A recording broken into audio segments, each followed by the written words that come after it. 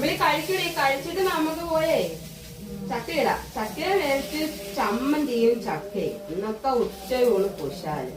പിന്നെ നമുക്ക് നമ്മുടെ വിളക്ക് പണിയിലൊക്കെ എടുത്തങ്ങ് പോണം. പെട്ടെന്ന് തീർക്കണം. തീർത്തിട്ട് വൈകിട്ട് നമുക്ക് ചെറിയ പോകണം. ചക്ക ഇടാൻ എന്താണ്? ചക്ക ഇടണോ? രാവിലെ ഇരിക്കുന്നതാണോ? വെട്ടിപ്പറിച്ച് ഇടണ്ടേ? ഇട്ടിട്ടല്ല തിന്നാൻ പറ്റത്തുള്ളൂ. ചക്ക അടത്തിയാ പറ്റണ്ടേ? ചക്ക അടത്തിയാൻ പറ്റും. ചക്ക ഇടണ്ടേ? തോട്ടി വെച്ച് വലിച്ചിട്ടല്ല ചക്ക തറയല്ലേ. ചക്ക ഇടണമെങ്കിൽ തോട്ടി വെച്ച് വലിച്ചിടണ്ടേ? പിന്നെ അങ്ങനെ ചക്ക വേണം. ചക്ക അടത്തണം. ചക്ക വലിച്ചിടണമെന്നാ നമ്മള് പറയുന്നത്. ചക്ക വലിച്ചിട്ടാലല്ല ചക്ക തറ വീഴൂ. ആ, അതെവിടുത്തെ ന്യായം? അതെങ്ങനെ ശരിയാകും? ചക്ക വലിച്ചിടണം. ചക്ക ഇടണ്ട, ചക്ക അടത്തണം. അടുത്തുന്ന പ്ലാവെ കേറിയല്ലേ അടുത്തുനിന്ന് നമ്മള് വലിച്ചിടുന്നല്ലേ? തോട്ടി വലിച്ചിടണം. അതാ വലിച്ചിടണം. തോട്ടികൾ കേറുന്നതാ അടത്തുന്നത് കേട്ടോ. ഓക്കെ. പറഞ്ഞില്ല. രണ്ടാമത്തെ ദോശ റെഡി. ആ കഴിച്ച് ചായ റെഡി.